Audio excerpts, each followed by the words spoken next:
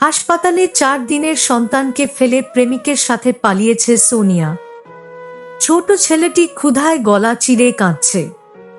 সোনিয়ার বাবা সাদমান সাদিক থতমত মুখ নিয়ে বাচ্চাদের ওয়ার্ডের সামনে দাঁড়িয়ে। হাসপাতালে আবহাওয়া আজ অদ্ভুতভাবে শান্ত, যেন আসন্ন ঝড় মোকাবিলার প্রস্তুতি নিচ্ছে।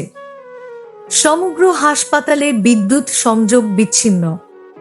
ওয়ার্ড বয়রা জেনারেটর সচল করতে ছোটাছুটি করছে। বাইরে ঝড় হাওয়ায় সাথে মুষলধারে বৃষ্টি হচ্ছে।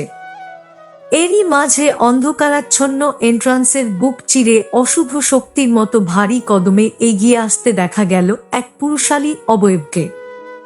ফাঁকা করিডর জুড়ে তার পায়ের ঠক ঠক ধ্বনি প্রতিধ্বনিত হচ্ছে। লং কোটটি দমকা হাওয়ায় এলোমেলো ঝামটা দিচ্ছে। সে সোজা বেবি কাউন্টারে ঢুকে নিজের ছেলেকে কট থেকে তুলে বুকের সাথে জড়িয়ে নিল। সাদমান সাদিক ভয়ে সিটিয়ে গেল এক কোণে। যথাসম্ভব মেয়ের জামাইয়ের চোখের আড়াল হতে চেষ্টা করছেন। শ্বশুর হয়ে মেয়ের জামাইকে ভয় পায়। অদ্ভুত না বিষয়টা? সোনিয়া যাওয়ার আগে নোট ছেড়ে গেছে। বাচ্চার বাবা ভাবলেশীন। 4 দিনের ছেলেটিকে কোলে নিয়ে বেরুল যুবরাজ। হসপিটালের আঙ্গিনায় পোকামাকড়ের মতো প্রেস মিডিয়া গিজগিজ করছে। কিছু তার ভক্তরা সোনিয়ার কাণ্ডে হায় হায় করছে, সুদর্শন পুরুষটিকে পেয়েও ছেড়ে যাওয়ার জন্য।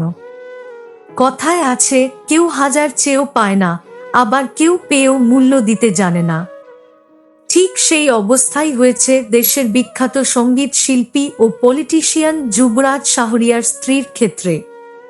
ব্যবসায় মন্দা চলনকালীন পরিবারের চাপে সোনিয়াকে বিয়ে করতে হয়েছিল যুবরাজের।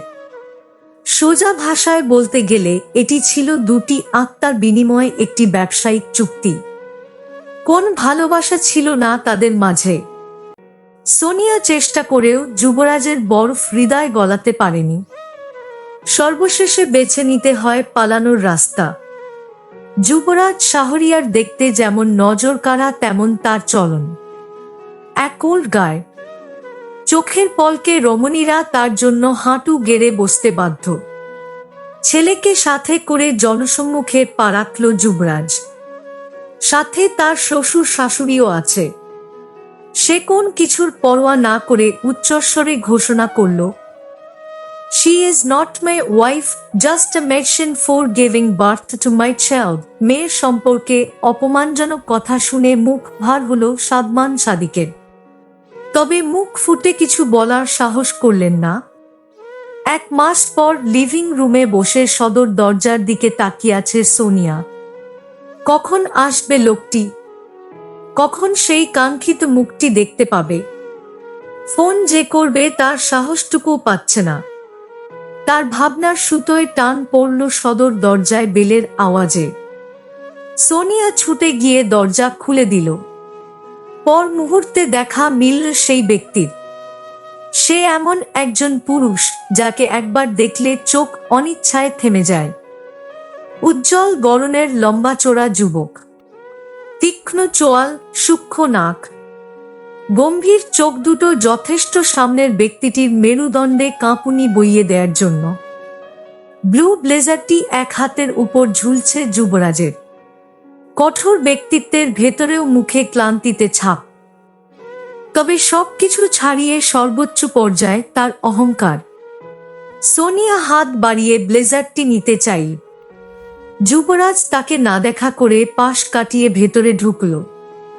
ক্লান্তির উপর বিরক্তির প্রতিচ্ছবি ফুটে উঠল মুহূর্তেই।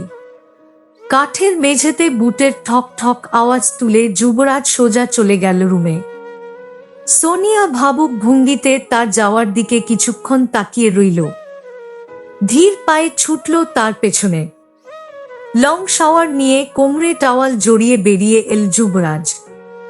ভেজা চুল হতে টপ করে পানি গড়িয়ে পড়ছে চোরা বুক বয়ে। "I want talk to you." Yuvraj কাবার্ডে কিছু খুঁজতে খুঁজতে নির্লিপ্ত ভঙ্গিমায় বলল।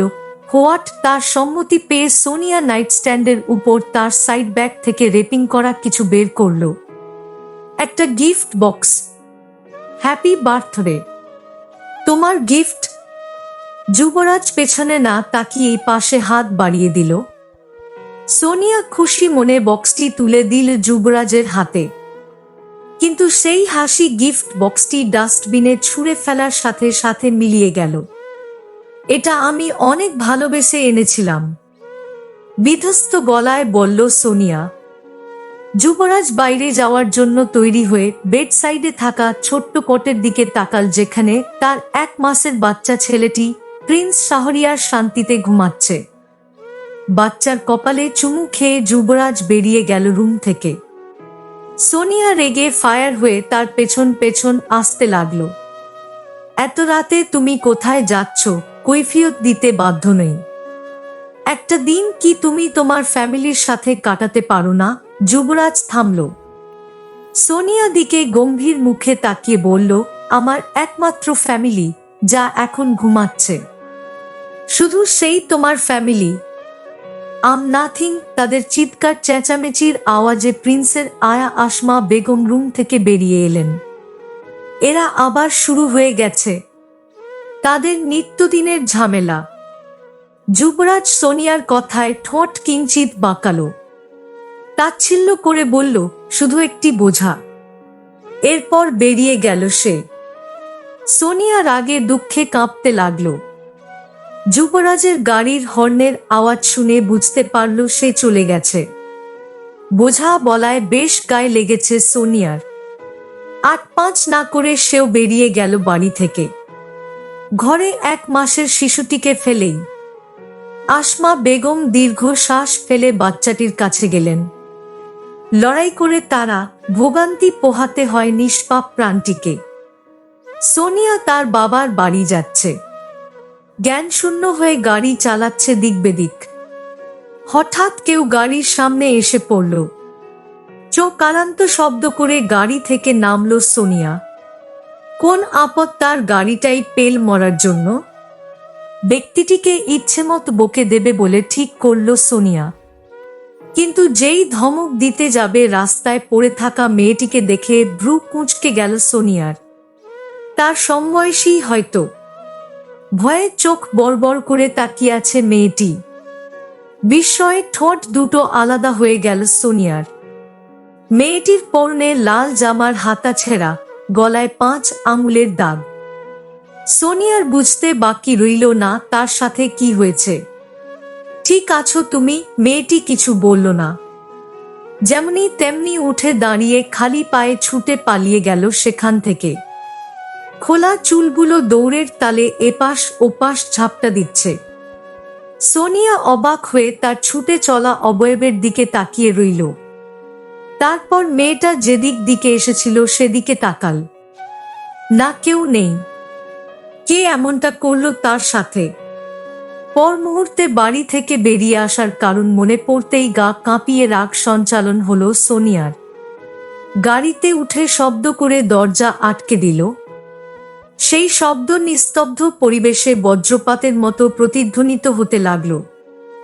বাড়ির সামনে গাড়ি থামিয়ে কাঁদতে কাঁদতে ভেতরে ছুটে যায় সোনিয়া। দরজায় একের পর এক করাঘাত করতে থাকে। কিছুক্ষণ পর তার বাবা সাদমান সাদিক দরজা খুললেন। সোনিয়া কাঁদতে কাঁদতে বাবার বুকে আছড়ে পড়ে। এত রাতে মেয়েকে দেখে অবাক হয়ে যান সাদমান সাদিক। কি হয়েছে আমার মেয়ের? আমি আর পারছি না বাবা।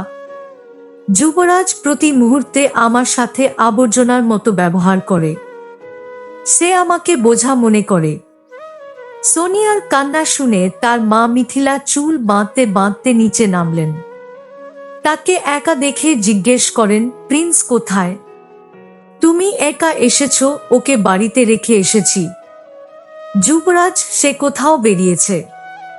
মেয়ের কথা শুনে মিথিলা তেলেবেগুনে জ্বলে উঠলেন। রাগ চেপে ঝাঁঝাল কণ্ঠে বললেন, এতটুকু বাচ্চাকে বাড়িতে একা ফেলে আসতে পারলে? তুমি না মা। সাদমান সাদিক বাধা দিলেন। তুমি চুপ কর মিথিলা। যুবরাজের সাহস হয় কিভাবে আমার মেয়েকে বোঝা বলার? আপনি সবসময় মেয়ের পক্ষ নেয়া বন্ধ করবেন? শুধুমাত্র আপনার জন্য আজ ওর এই অবস্থা। প্রথমে জোর করে সেই ছেলের কাঁধে মেয়েকে চাপিয়ে দিলেন।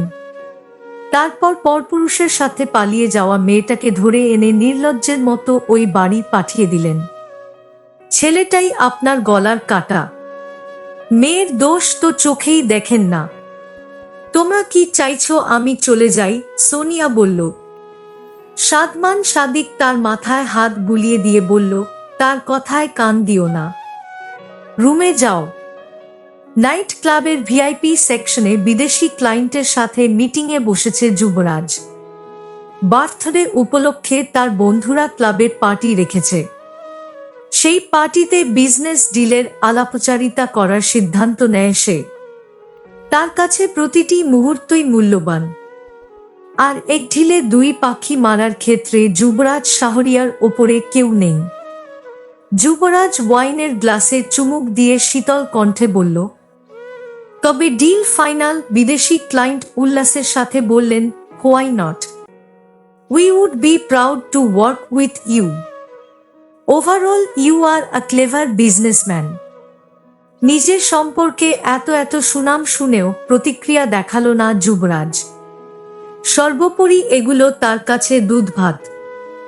ডিল ফাইনাল করে বন্ধুদের কাছে গেল সে। সবাই একযোগ শুভেচ্ছা জানালো তাকে, সাথে দামি দামি সব গিফট। যুবরাজের বন্ধু অভ্র মা তাল অবস্থায় টুলের উপর দাঁড়িয়ে খালি হাতে ঘোষণা করল, লেডিস অ্যান্ড জেন্টলম্যান, আজ আমাদের পার্টির মূল আকর্ষণ the great Yuvraj Shahriar birthday উপলক্ষে একটা চিয়ার্স হয়ে যাক। ভিড় একসাথে উল্লাস করে হলদেটে তরল ভর্তি কাঁচের স্বচ্ছ গ্লাস তুলে ধরল। কিছু কিছু মেয়ের কামুক দৃষ্টি সুদর্শন পুরুষটির প্রশস্ত পিঠে, তাদের ড্রিম ম্যানের দিকে। ফ্রি পার্টি পেয়ে মন খুলে মেতে উঠেছে যুবক যুবতীরা। চারিদিকে নিষিদ্ধ বাঁশ, ধোঁয়ার ছোড়াছুড়ি। বক্সের একটা বিটে কেঁপে উঠছে কাউন্টারের উপরে থাকা গ্লাসগুলো।